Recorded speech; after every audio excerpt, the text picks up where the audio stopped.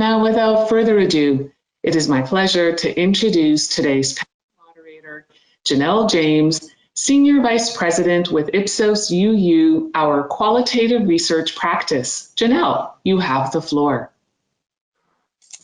Thank you so much, Ellen, and thank you so much, panelists. I am so excited to be with you here today to have this conversation. And so we are here to talk to women in tech and understand what it's like being a woman in tech. And so in terms of introductions, I would love for each of you to introduce yourselves by telling me about something you've recently built, marketed, architected, commercialized, and its intended impact for your users or your consumers. I thought that would be a great way for us to get an understanding of what you do and for you to introduce yourself. So Michelle, if you'd like to start. Perfect. Well, first, thank you, Janelle. It's so great to be here to share the stage with these wonderful women in tech. That's a great question to get started. So I'm Michelle Brown. I'm a vice president at United Airlines in our digital technology group. I lead digital products and analytics, but something I recently worked on is a product called the Travel Ready Center. And so what it's designed to do is make the process of knowing what you need to travel a lot easier. You know, think about all the changing regulations with entry requirements, COVID requirements. And so we've used data to understand, based on the passport you hold and where you're going, to personalize to you what you need to do before you go to the airport. And then last week, we've added functionality where you can upload those documents before you get to the airport so that you can go in with peace of mind and knowing you'll be good to go, kind of no surprises. And so that's an example of the type of work I do at United. Love it. Sarah, would love for you to go next. Sure. Hi, my name's Sarah Montante Garcia. I'm Director of New Products at Facebook, and my team is primarily focused on Facebook's commerce efforts. So an example of something that we're working on building right now is live shopping. So think of it like any boutique owner can now do their own QVC style, tell you about their products, give you special offers to buy them, and do all of that on the Facebook platform, which includes, both Facebook and Instagram shopping. It's a major part of our holiday e-commerce push for this year, and it's been a super exciting thing to work on.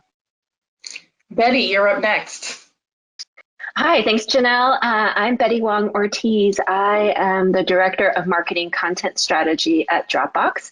I have been at Dropbox for a little over a year, but spent the majority of my career in magazine media.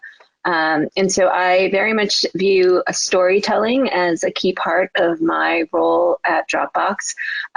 Something that I built there is when I first started, we launched an area of our website called experience.dropbox.com, and it's basically our content marketing surface. It's where we tell a lot of our product awareness stories, customer stories, really illustrate use cases of Dropbox to start to bring to life how Dropbox can enable people to work in a more enlightened way, whether that's at home or among a distributed team. And so a lot of the content that we produce also gets translated to other platforms like email, social, paid media. So that's wonderful. Last but not least, Erin. Good morning and good afternoon for some of you, and thank you so much for having me on this panel. Erin Egan, I'm a principal at Amazon in the Alexa team, and something recently that I worked on was leading an Amazon and Disney partnership with Alexa. So we just announced a few weeks ago that Hey Disney will be coming to Alexa. So we're very excited at this partnership between these two large companies to really bring an enhanced experience to our Alexa customers. Amazing, amazing. My daughter will be very excited about that. Ladies, what I would like to do next is kind of a fun exercise, weird, depending how you think about it. I would love for you to come up with a nickname for yourself that we can, use as a reference point in our conversation, but not any old nickname. I am interested in your women in tech nickname that helps me understand what's most important for you or how you think about yourself as a woman in tech. So with that, I would love to start with Sarah. What's your nickname? Yes. So since most of my background was non-tech prior to joining this sector, and I am not an engineer, my nickname is the outsider. Okay, I can dig that. Erin, do you want to go next? Sure. This is probably cheating a little bit because I have been given this nickname at work, so I'm going to just steal from something that was already given to me. I work in doing deals and leading complex deals, and so at work I've been given the name the closer. If they need a deal done that's complex, I usually end up getting it. Okay. Betty, you're up next. This nickname stems from sort of my journalism background. And so a lot of what I'm trying to do at Dropbox is to sell people on something that is as amorphous as the cloud. And so how do you sell something that's very sort of intangible? So I really pride myself on sort of being that journalist to ask questions. And so my nickname is the Eureka Seeker, because I'm really always trying to hone in on like, well, what's in it for me, for the consumer? What is meaningful about this new product change? How can we really like hang our hat on some key value prop? And so I'm always pushing our product people to like articulate that.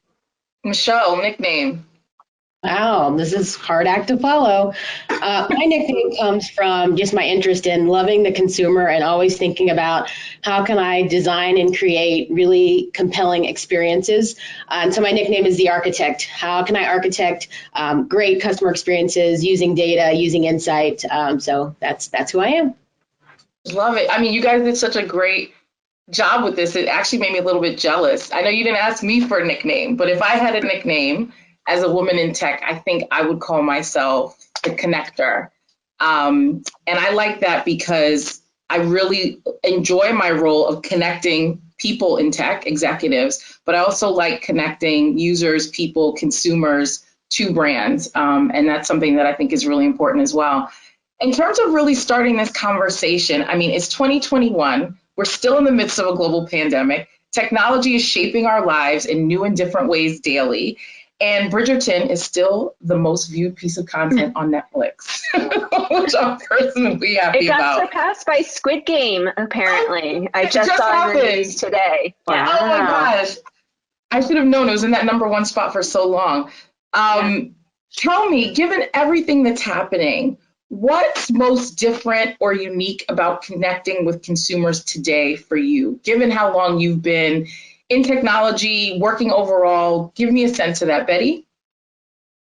I would say, coming from a media background where, I was in print journalism for much of my career, media controlled a lot of the methods of communications. But now every company, brand, retail shop, they have this direct connection to their end user, customer, consumer.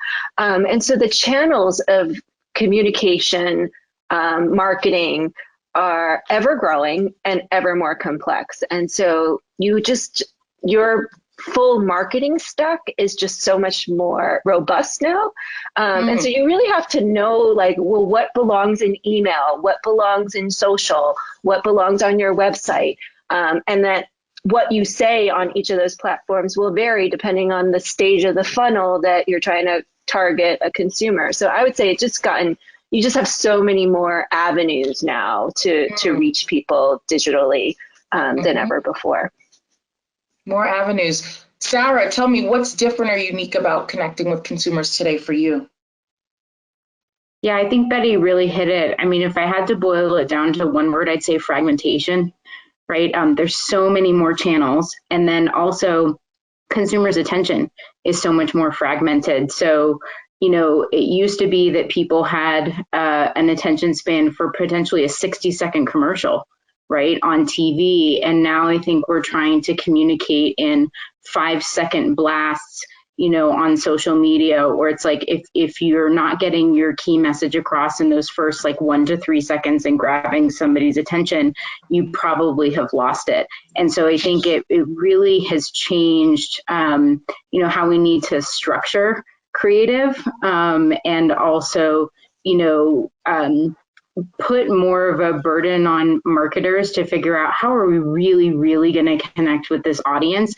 And where that gets exciting actually is where you can identify a niche, both in terms of the audience to speak to and the medium through which you're communicating, and really drive some meaningful engagement in a bite-sized moment. Mm-hmm. Michelle, any thoughts to add on this? Yeah, my experience in connecting with consumers, although I am in a tech role, I work in a kind of non-technical company. And so the challenge we're having is our customers are changing. Like the customer mix over the last 18 months, like people in the regions they're traveling are drastically different. And then people don't always expect to interact with us in a technical way. And so, like airlines, you could still go to a travel agent to buy your ticket. People are coming slowly, or not slowly, people come to our website, but as we introduce a mobile app, as you have more technology in our airport experience, finding ways to connect with them, but also helping them understand how the technology can improve their experience has been a challenge for us because, like the customers we have new customers who hadn't experienced us for a long time or experiencing our product for a different reason and not always expecting kind of a technical solution to whatever problem they have. So that's been an important kind of change that we're navigating. Erin, in terms of commercializing some of these products, is there anything different or unique that you're seeing in the work that you do in terms of creating or designing these programs on behalf of consumers? Yeah, well, Amazon is famous for being a customer obsessed company. And I think you were asking about, in this sort of changed world model, what we're certainly seeing with Alexa is that, Alexa's in people's homes and people are spending a lot more time in their homes and they're engaging with Alexa, and we're getting a lot of feedback because Amazon is so focused on customers. We have a lot of mechanisms to get customer feedback, and we take it very seriously. We review it, we discuss it, and we really look to see how we can improve the product and experience based on that feedback. And I think we're just seeing a real interest in Alexa based on this shift. There was before, but I think it's also really helped people's lives. We've specifically seen for older people in homes that are, by themselves or in, retirement facilities, Alexa has really helped to connect them to their families at a time when it can be challenging to have that personal connection. So it's actually been really rewarding time for the Alexa team. No, honestly, I hadn't even thought about that application, so that's really amazing.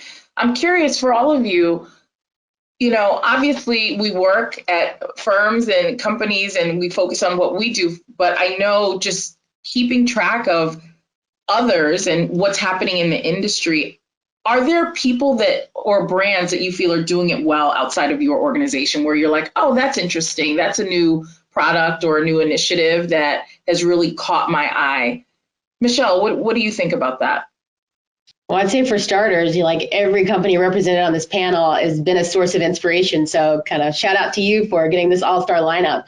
But outside of our esteemed group, we get a lot of inspiration from companies that have found ways to enable customers to interact with them digitally. And so like Peloton is an example that we get a lot of inspiration from. It's a bike and you wouldn't think how does technology play a big role in this experience? But I see you all smiling, the way in which you track your leaderboard, the way in which they engage you with notifications and communication, the way you create community. We think a lot around how do you do the same thing with an airline? How do you help? How can you help people understand that interacting with their app, chatting with their agents, using your mobile app throughout your day at the airport can be just as engaging and sticky as they have been able to do with people who were riding a bike. So that's a brand that I get a lot of inspiration from. Mm-hmm. Betty, are there brands that you might get inspiration from or your teams? Yeah, I mean, at Dropbox, we are sort of shifting the purpose of what the cloud is. It's no longer just a repository for your stuff where you just sort of store it and forget about it, but it's actually an ecosystem for you to collaborate, share, stay in sync on projects, give feedback. It's all sort of happening in an ecosystem. And so I look for other brands that develop an ecosystem. Amazon's a great example. So is Apple. One other company that you may not imagine as an ecosystem is Tesla. They have a car. It's an electric car, but people mistake it as just a car company, but it's actually collecting a ton of data. It's freeing up time because with sort of AI and having this system of navigating roads where you no longer have to pay as much attention to the road. You still have to pay attention. It actually frees up time. So you can be looking up a restaurant while you're in the car without, you could be multitasking. And they've also developed more of an ecosystem of entertainment inside the car. You can access Netflix, you can access games, you can surf the internet. And so the power of developing more than just a single product, but more of an ecosystem is something that I find really intriguing about tech and kind of how you can innovate and branch out. Definitely. Erin, any other brands for inspiration you want to add to this?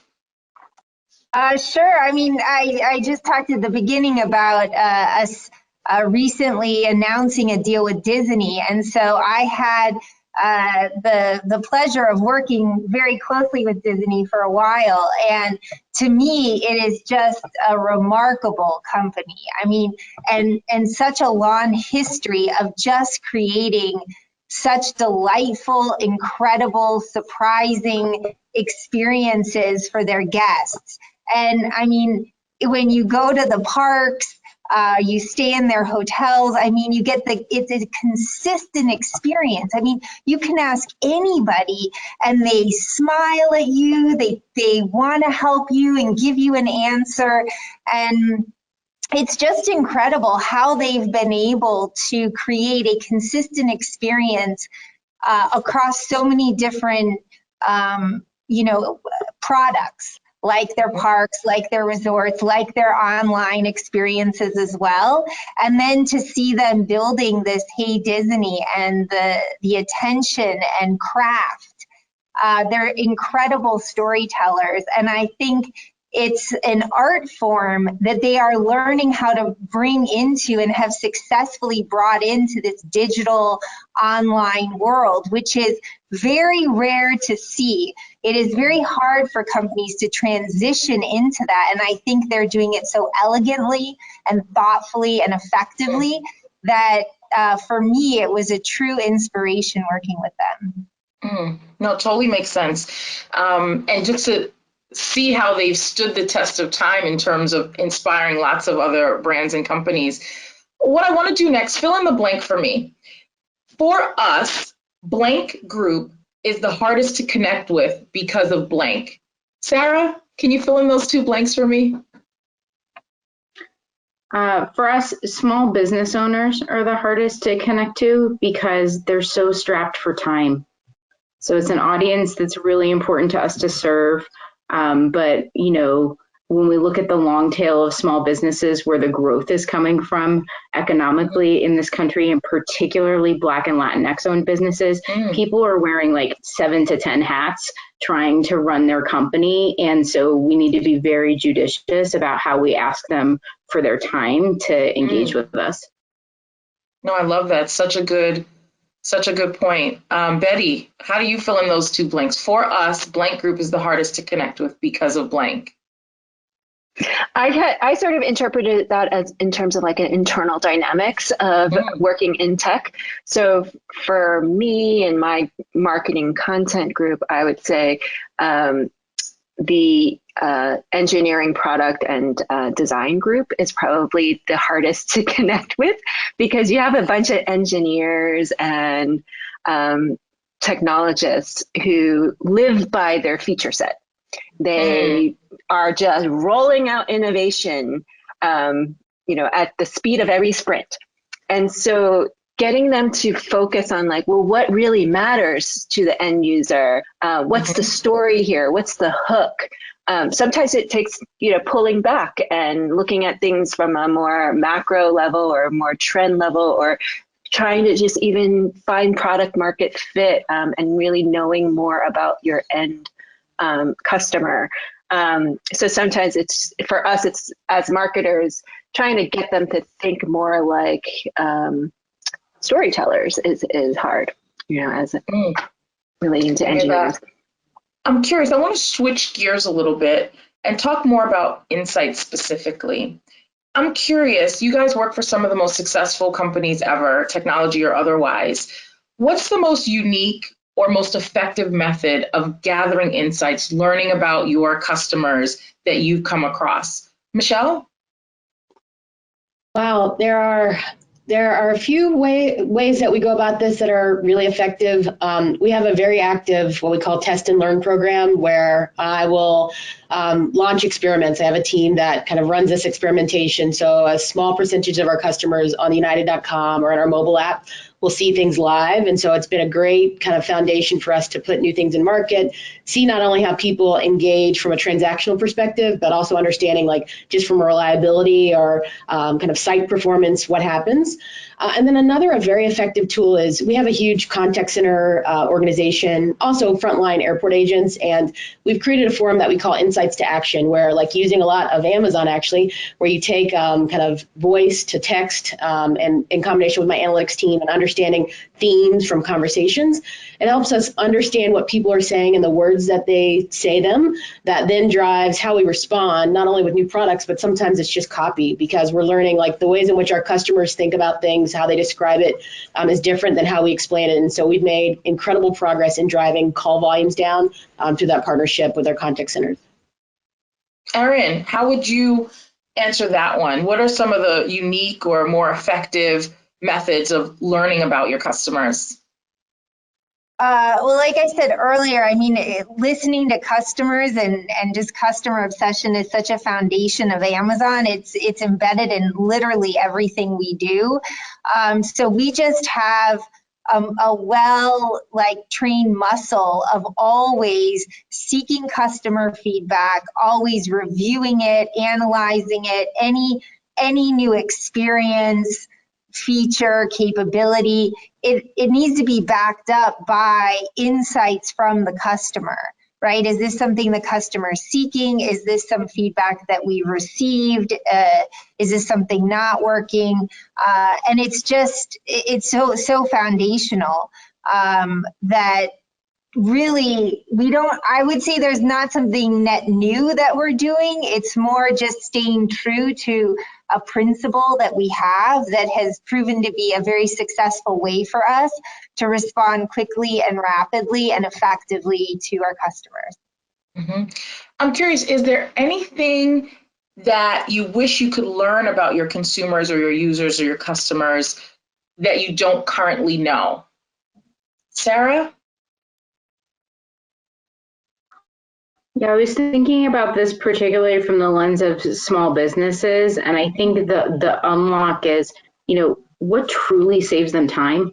What truly would make it possible for them to get more ROI out of our platforms and tools with the minimal amount of effort? Like that to me is like the key research question that should be driving all of the innovation that we're producing for that segment. Yeah. Betty, anything you wish you knew about your users that you don't right now?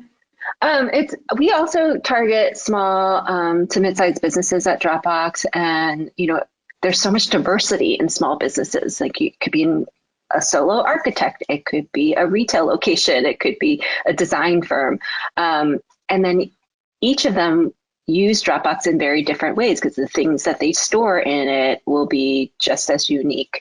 And so for us, really understanding people's workflows, and that is just like the most unsexy topic and unsexy word. Like nobody wants to talk about workflow. They just want it to work. They just want a system in place for you to share stuff, collaborate, move things forward. Nobody wants to break it down and actually chronicle it, but you kind of need to do it in order to develop the product that we're developing, and then also market to them to help them understand the use case better. So I definitely would be, digging into workflow pain points would be sort of what I'd want to know.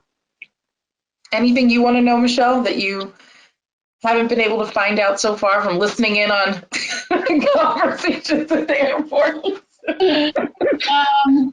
I mean, I think they're all like you learn. I think the blessing and the curse of data and good insights is all the information you have. Every time you get more information, it just leads to more questions. And so I say I'm lucky that I'm in a fortunate spot that we have a tremendous amount of kind of voice of the customer, even our own employees and how they engage with technology. And so I'm really informed, but every time you solve one problem, you learn that something else exists. So it's hard to pinpoint in one specific area, but it's also, I guess, a fun part of the job in that you continue to get to answer kind of more questions. Yeah, makes sense. I know some of you or many of you partner with insights partners or agency partners or other groups inside your organization. And I'm curious, is there something that you wish that sort of this intermediary or this partner would do for you from an insights perspective that they're not doing now? Betty, you want to tackle that one? Yeah, I mean, I think we have a pretty robust customer insights group. They do a lot of user testing, a lot of focus groups to really inform product development.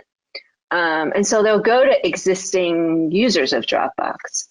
I think sometimes you get more compelling insights when you go after the people who were not satisfied with your product, the people who you didn't retain, the expires, the totally net new people who maybe are using your competitor. And so, yeah, those people are harder to find. They're more expensive to find. But it yields a lot more interesting insights to understand the whys behind their decisions. Versus just confirming that like what you're already doing is satisfying your customer. You want to know what's the white space of what we could be doing, how we could be changing. And so that would be my challenge to like insights groups is to make sure that the mix is diversified enough so that it's not just your existing install base, but you're going after people outside too. I want to switch gears a little bit and talk about being a woman in tech. And the first question I have for you is what, if anything, makes working in technology different or even difficult as a woman? Erin. I think something that makes it a bit different, prior to being in tech, I was actually in the aerospace industry, so working with aircraft. And I think the tech industry moves very quickly. It's iterating fast. So I think there's lots of opportunities that present themselves because you're building something and then you move on to the next thing versus some other industries that have much longer, timelines. I would say what makes it challenging in some respect is the very strong and understandable focus on, I would say, engineering and product. Those are two very key groups in tech companies, and the voice of other parts of the business having equal weight and being able to hear that perspective as well. I don't always see there's a clear balance there. And I think that can be challenging. And from a female perspective, there are like amazing women engineers and women product leaders, but I would say there aren't that many of them, right? Women tend to be in other parts of the business. And so in that respect, I think it can be challenging. Also, I'm in business development doing deals and negotiation. Traditionally, there are very few women doing those roles. And, when you're, one of the only women doing a role, it is challenging in its own way for various reasons. Sarah, what would you say has been different or difficult as a woman in technology? Yeah, I think Erin really hit it on the head. My background prior to being in tech, I was in CPG, where, as a brand manager and an owner of a P&L, I was considered kind of the hub of the wheel, right? And in tech, engineering is that hub. And if you're in a business function, you know, you're removed from it. Engineering and product are extremely male dominated. And there's less of an emphasis on cross-functional collaboration. So I wholeheartedly agree with what Erin was pointing out about business functions not necessarily having a seat at the table. You know, and that can be challenging if you're coming from a holistic perspective of how do we make this business work, as opposed to just, as Betty was saying, you know, I'm nearing the end of my sprint. I want to ship. I want to get this code out there. I want to get this product live, right?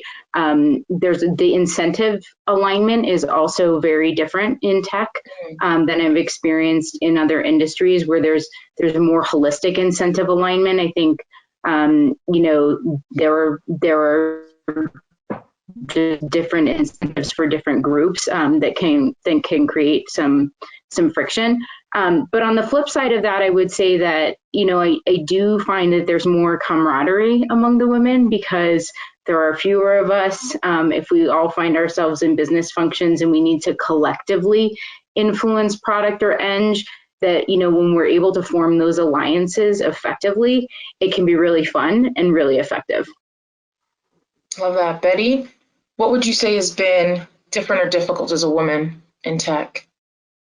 Wholeheartedly agree with everything Erin and Sarah just said. You know, when you're in a sort of engineering product centric org, it can be all the more challenging to kind of make sure you get a seat at the table and that make sure that you have a say in sort of driving toward your company strategy, toward your company objective. I think as a woman in tech, the speed of innovation is so fast. Like everything operates in 10-day sprints. So you have to just be really agile. And I think I kind of grew up as a perfectionist. Like Janelle and I went to the same all-girls school and we did not turn anything in until it was perfect. And so you kind of have to just let go of that quest for perfection, that it's actually the process of iterating, the process of test and learn, like Michelle was saying, is all the more valuable than getting it perfect. And so as a woman, that's something that I've had to just, I think, embrace as a different leadership style than I'm used to from some of my previous roles. So. Makes sense. Michelle, what's been different or difficult for you as a woman in a technology role in a non-technical company? Yeah, as I was reflecting on this, I'm like, what's been most different is I've actually felt very supported as a woman in tech.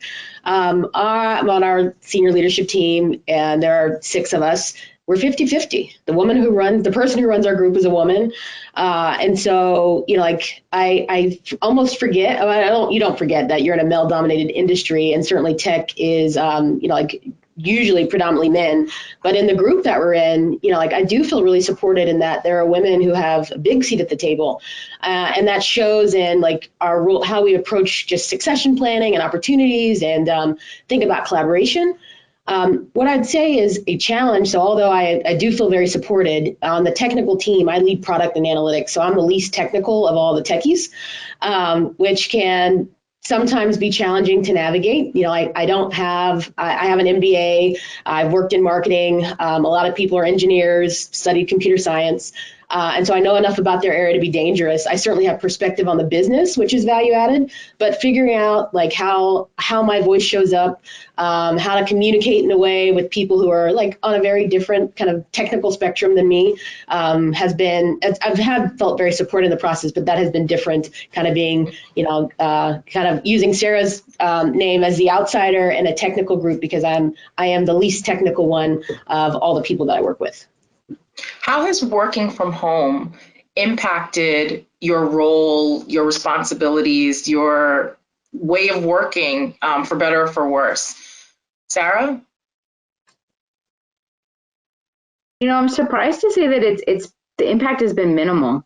I feel my team is highly geographically distributed. We have 5 locations in the U.S., 2 outside the U.S., and so the amount of co-location that I had prior to work from home was maybe 15% of my team, and none of my cross-functional partners. And so, I'm very used to working across video conference. What I have personally found is that as somebody who's kind of right on the cusp of introversion and extroversion, it's actually been a benefit to me not to be in an open plan office. And, when I log off the video conference, I truly am by myself, and I can count on those pockets of time to do more deep thinking work, which I think, we talk about that a lot, that, the pace of the innovation, the emphasis on collaboration, all of that tends to lead to a strong meeting culture, and those meetings can very quickly eat up any time in your calendar for deep thinking. So I actually have found that it's made me more productive, and given me that space to be more thoughtful as a leader. Erin, can you tell me about working from home and how that's impacted your experience? Sure. Yeah. Like Sarah, our teams are pretty dispersed as well. And, at Amazon, we do a lot of video conferencing. What I would say have found interesting is, the notion of being on the screen and everybody having their own block. It really equalized things in a way that I didn't expect. So everybody sort of has an equal position in the meeting, if you will, irrespective of their title, their level, the group that they're part of. And as an example, I shared that I do a lot of deals, and I'm usually doing them for the most senior people at our company. And so I'm usually the most junior person in the room. And that means I sit in the back often. There aren't enough chairs at the table, and they're always saying, as a woman, you need to sit at the table. But when there aren't enough chairs and you're the most junior person, the unsaid rule is you sit in the back. And in these meetings, I'm not sitting in the back because there's no back to sit in. And I think that has really given people more of a voice. Myself in particular, as the deal lead, I'm able to sort of have a virtual equal seat at the table, which I've seen that for other people as well. The other thing that's very interesting is I always notice this in terms of diversity, right, in the room. What is the diversity like? But I'm not sure if other people did. But when you're looking at all these equal squares, I mean, it's just right into your face, right? Like you can really see it directly if there is diversity or if there is not diversity. And I think that's been a very effective reflective tool for our leadership and senior executives to see, and for everyone to see. So I've found it to be actually net very positive in those ways. Speaking of diversity, I came across I'm going to paraphrase it, a little bit of a quote, but it said, tech businesses, technology in general gets a lot of diverse perspectives. And so it can be very diverse. The challenge, however, is they don't often or always listen to these diverse perspectives. And that really struck me because it sounded like, wow, very good at diversity, very bad at inclusion. That was like my initial takeaway. And so I'm curious, what are your thoughts on that statement? What are your thoughts on inclusion in technology and sort of the state of inclusion in technology? Sarah? Yeah, this is something I've been thinking a lot about. I think that can be true, right? And I think the way to overcome that is to build inclusion into the business. I actually wrote a white paper with that title recently because I firmly believe that if DEI is a side hustle, or it's siloed, or it's only the job of the people who are already underrepresented, we're not going to move the needle. And there was a proposal I was bringing forward, a year or so ago to a very senior leader at Facebook, and his comment was, the moral argument always fails. ultimately. You have to make a business argument. And the truth is that the business case is there, right? Like when you look at the demographics of this country, when you look at, the spending power of different consumer cohorts, when you look at who is starting small businesses. So pre-COVID, Black women were far and away the largest cohort of people founding small businesses, right? And so, if you think of kind of like we're in the business of helping businesses grow, right? So clearly we need to be in the business of serving these entrepreneurs. And so the business case is there. My kind of focus is anchored in the business case. And then I think we have to be willing to kind of like what Betty was saying, like look beyond that homogenous established group of existing users and, go out towards where the growth is. And there's a theory of change I really love called design for the margins. It's from this professor at MIT named Caesar McDowell. He's in the urban studies department and he's a professor of civic design. And what he talks about is the fact that you need to go to the edge where systems are failing people. And that's where you look for the problem statements that you're going to solve for to drive innovation, right? And that's where you're going to find something that's spiky and interesting, as opposed to being in the mushy middle of what everybody is already doing. That's where you're going to be able to differentiate. That's where you're going to be able to actually innovate. And so those are some of the things that I'm focused on. I love that. Betty, I'm curious, what do you think about that statement? And what do you think about the state of inclusion in technology? I think it boils down to hiring practices for sure. We as leaders have it at Dropbox. It is part of our assessments as leaders, like how much we are bringing in diverse talent, how much we are nurturing the talent among our team.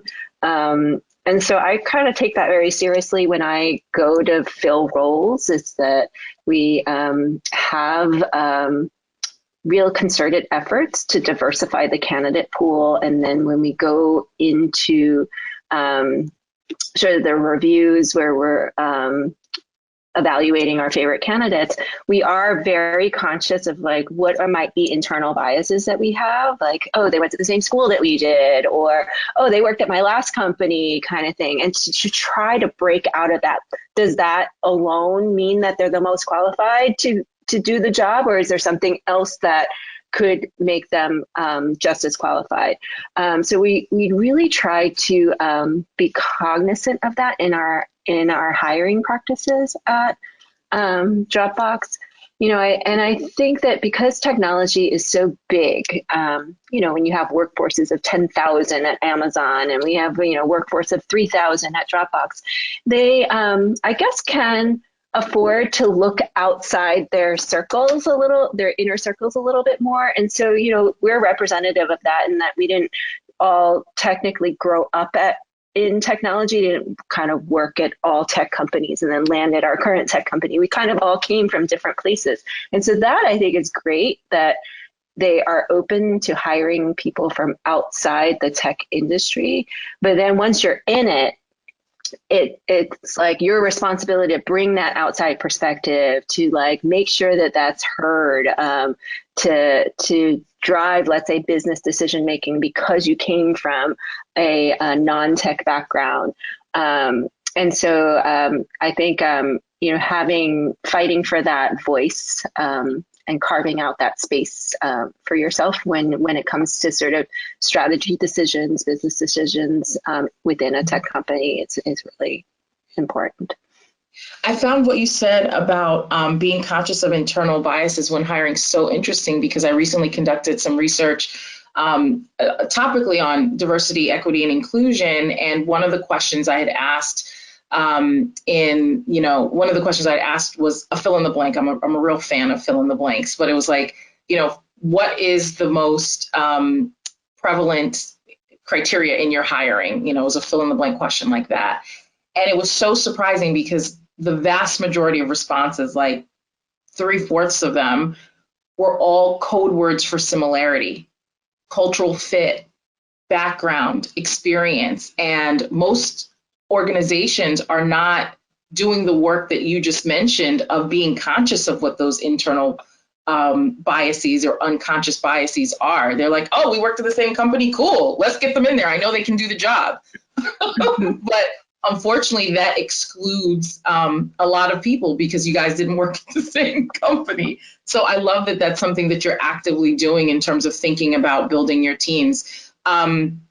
Michelle, I'm curious, what do you think about, sort of that original statement about tech being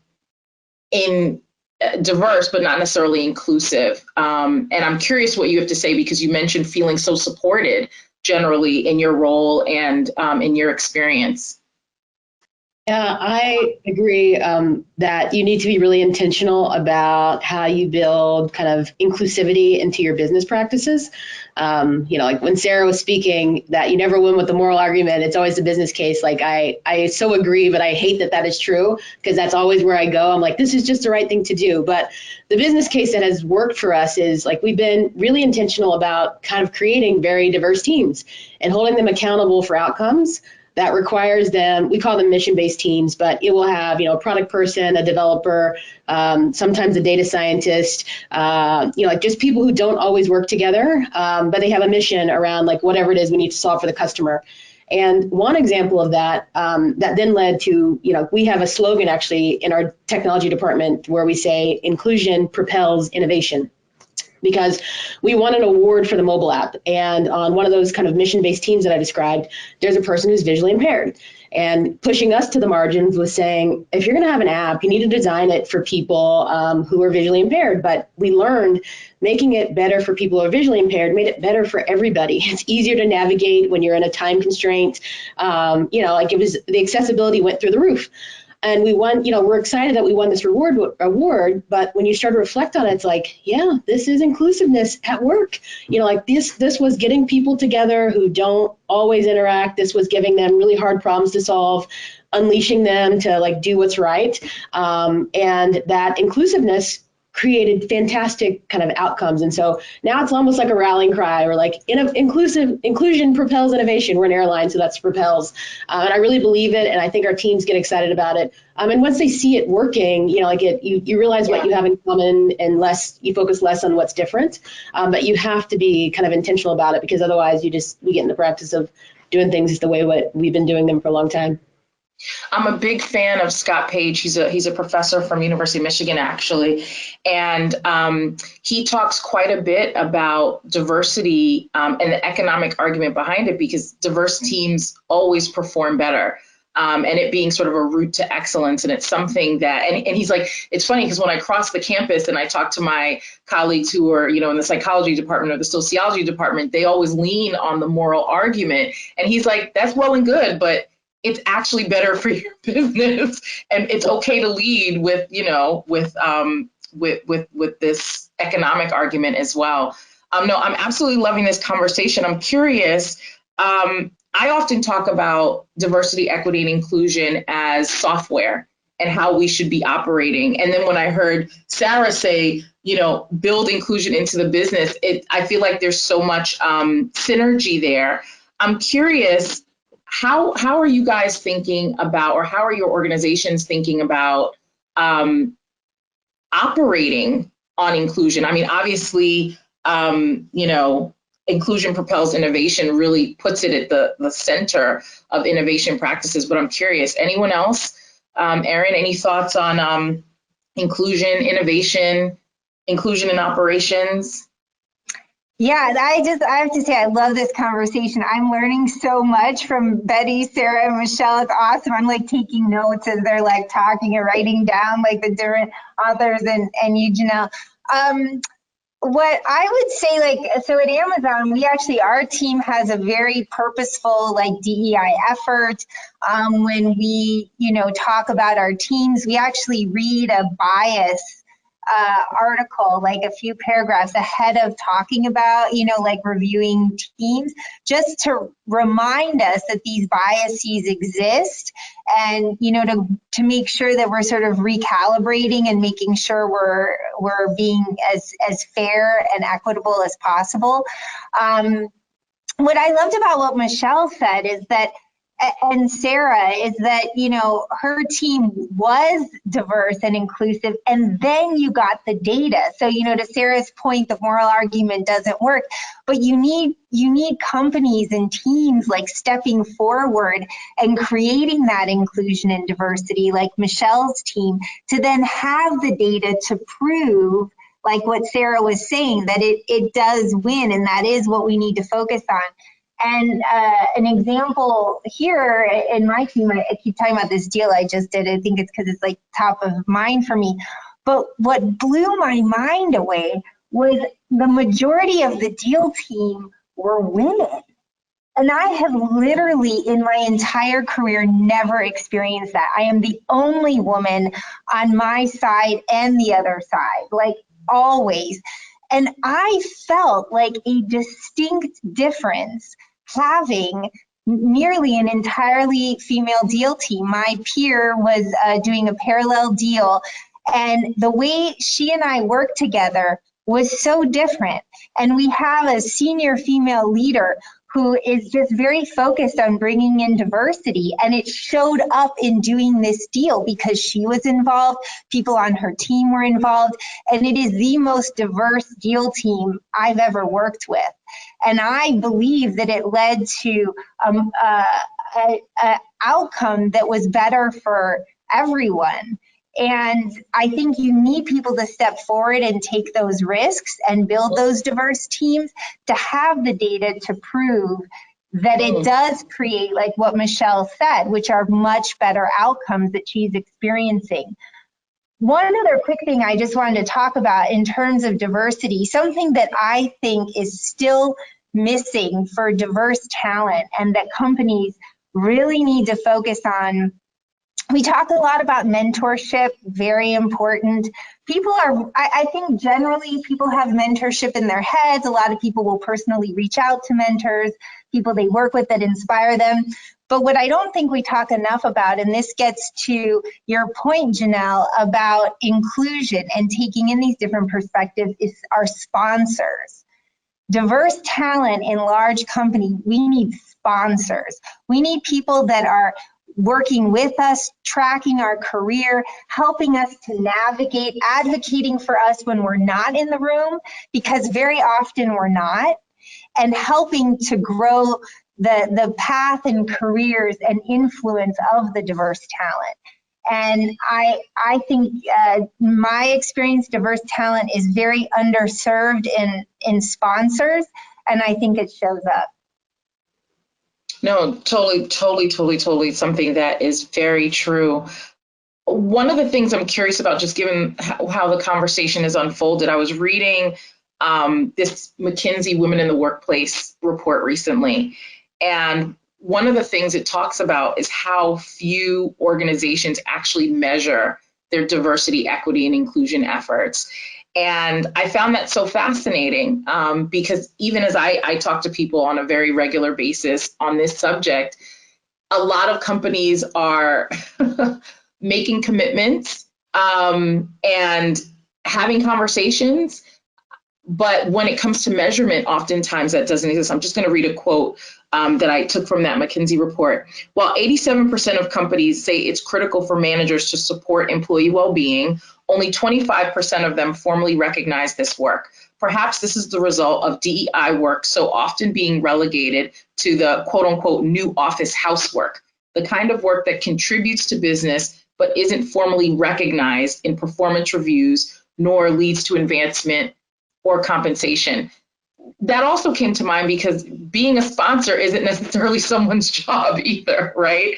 So give me a sense for like either how you get sponsorship or how you get people to advance this work or make sure they include it in the business or make sure they use inclusion to propel innovation, or even how you get people to talk more about measurement in this space. Any thoughts on that, Betty?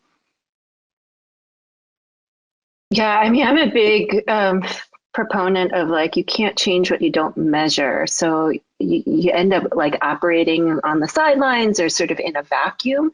So it sort of has to be baked into your standard like operating procedures. So, like I mentioned, it is diversity and inclusion is part of our recruiting process. It's part of the vetting that we do when we discuss candidates.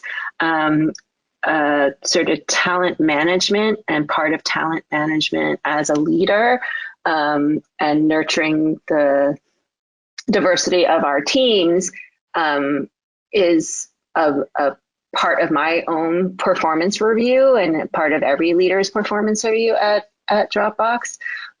So yeah, if you can sort of build it into what is already inherent in the business, it becomes an easier case. Like just like what Sarah is saying, it's like you have to make it about the business. And we have been able to show that, like a more diverse team develops better products leads to better revenue.